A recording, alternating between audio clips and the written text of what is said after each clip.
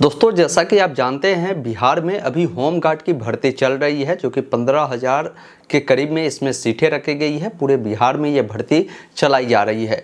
इस भर्ती का फॉर्म काफ़ी सारे कैंडिडेट भरना चाह रहे हैं, लेकिन उन्हें पता नहीं चल पा रहा है कि इस भर्ती का फॉर्म भरने से पहले आपको किस किस प्रकार की आवश्यक दस्तावेजों की आवश्यकता है, कौन कौन से डॉक्यूमेंट आपको बनवानी है, ताकि आगे इस भर्ती प्रक्रिया को जब तक कंप्लीट करा ली जाए तो आपको कोई प्रॉब्लम ना हो। ऐसा कई बार होता है कि अगर आप चीज़ों के बारे में नहीं समझते हैं, डॉक्यूमेंट के बारे में नहीं समझते हैं, आगे आपके सिलेक्शन भी हो जाती है, डॉक्यूमेंट वेरिफिकेशन में आपको छांट दिए जाते हैं। तो ये वीडियो प्रॉपर आपके डॉक्यूमेंट के रिगार्डिंग है, आप अंत तक जुड़े रहें। हर एक जानकारी मैं बताऊंगा, कौन डॉक्यूमेंट लगेंगे, उससे कैसे आप बनवा सकते हैं। वीडियो पसंद आए तो आप सभी से निवेदन है कि वीडियो को लाइक ज़रूर कर दिया कीजिए और चैनल पर नए हैं तो सब्सक्राइब कर लीजिए। इस प्रकार की लगातार अपडेट मैं आपको देने का काम करूंगा। फिलहाल अपने स्क्रीन पर चलता हूं, बताता हूं कि बिहार पुलिस में जो होमगार्ड की भर्ती निकाली गई है, इस भर्ती के लिए कौन कौन से आवश्यक दस्तावेज हैं। दोस्तों, अभी आप देख पा रहे होंगे बिहार होमगार्ड भर्ती का जो ऑनलाइन आवेदन चल रहा है, मैं उसका उसी पेज पर हूं जहां पर डॉक्यूमेंट अपलोड करने हैं। अब देखिए साथियों, इसमें सबसे पहला अगर कोई डॉक्यूमेंट मांगा गया है ना, तो आपका पासपोर्ट साइज का फोटो है। अब फोटो का इन्होंने एक अलग ही गाइडलाइन दिया है, उसको फॉलो आपको करना होगा। जैसे फोटो आपका जो होगा ये 2 महीने से ज़्यादा पुराना नहीं होना चाहिए, फोटो आपका रंगीन होना चाहिए, एवं उस फोटो पर क्या है ना कि आपका डेट ऑफ बर्थ अंकित होना जरूरी है, तभी आपका फोटो जो है वैलिड माना जाएगा।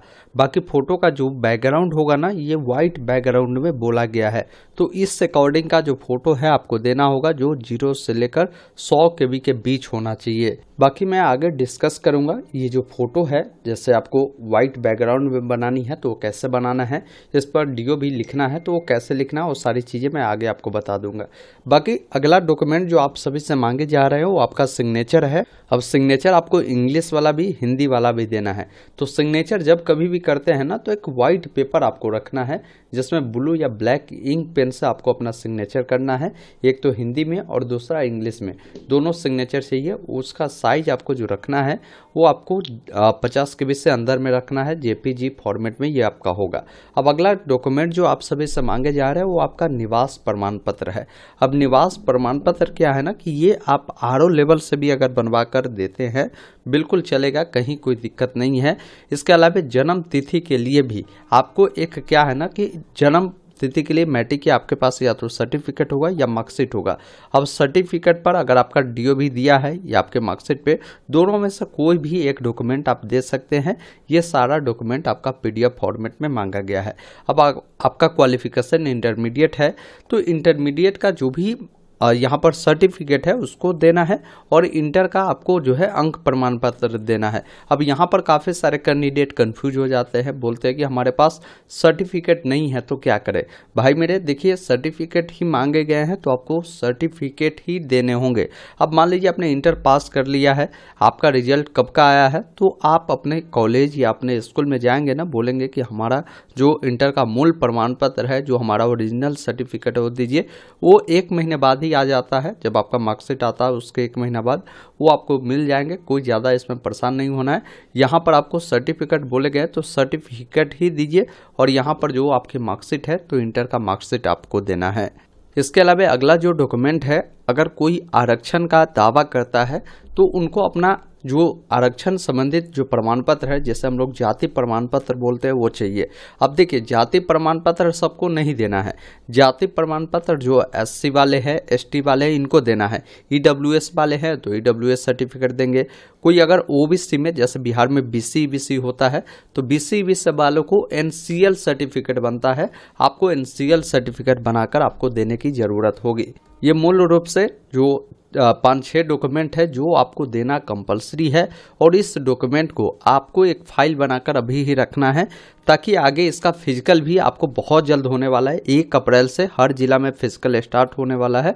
तो फिजिकल जब स्टार्ट होगा ना, तो ये सारा ओरिजिनल डॉक्यूमेंट भी देखेगा।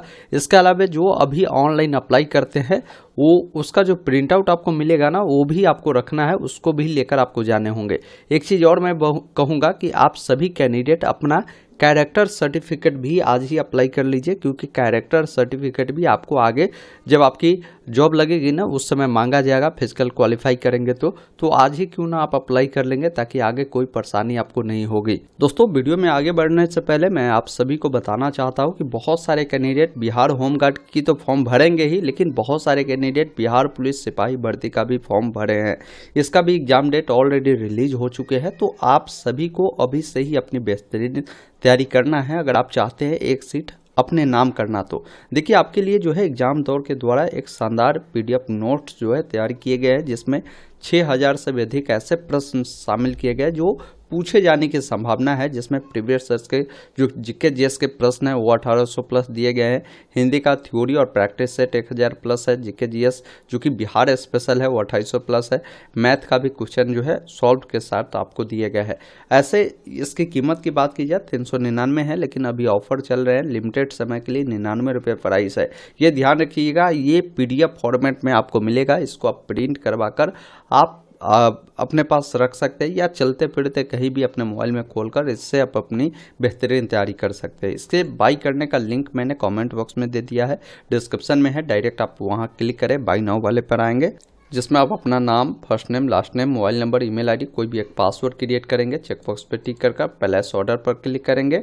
उसके बाद पेमेंट करने का ऑप्शन आएगा। जैसे आपके पास कोई भी यूपीआई ऐप है तो आप डायरेक्ट क्यूआर कोड को स्कैन करें, जो कि सबसे ज्यादा आसान है, या नहीं तो आप चाहे तो यूपीआई आईडी को भी डालकर कर सकते हैं। तो चलिए मैं क्यूआर कोड से पेमेंट करता हूँ। पेमेंट जैसे ही पूरा करेंगे थोड़ा सा वेट करेंगे। जैसे मैंने पेमेंट पूरा किया, वेट करने के बाद इस प्रकार पेमेंट आपका जो है कंफर्मेशन का पेज आएगा और पेमेंट आपका जो है यहाँ पर सक्सेसफुली कंप्लीट हो गया। अब कंप्लीट होने के बाद यहाँ पर 5 सेकंड आपको वेट करना है। फिर यहाँ पर देखिए आपको पीडीएफ डाउनलोड करने का ऑप्शन देखिए यहाँ पर दे दिया गया है, डाउनलोड नोट्स का, जिस पर आप क्लिक कर नोट्स को डाउनलोड करेंगे और अपनी बेहतरीन तैयारी करेंगे। यहाँ पर हर एक चीजों को देखेंगे, काफी बारीकी ढंग से इन्होंने बताया है। बाकी अगर आपको कोई परेशानी होती है तो कॉन्टेक्ट अस में जो नंबर दिए गए हैं, इस नोट से संबंधित कोई परेशानी है तो आप उनको व्हाट्सएप कर सकते हैं, हेल्प ले सकते हैं। तो जाइए देरी नहीं कीजिए, क्योंकि लिमिटेड समय के लिए ऑफर है, बाद में प्राइस बढ़ जाएंगे। तो अभी बाई कर लीजिए अपनी बेहतरीन तैयारी के लिए। अब आइए समझते हैं कि बहुत सारे कैंडिडेट के पास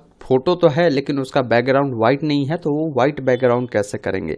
तो इसके लिए आप गूगल में लिखेंगे रिमूव बीजी, या वेबसाइट आपको मिलेगा, इसको ओपन करेंगे और जहां भी आपने फोटो रखा है उस फोटो को यहां से अपलोड करेंगे।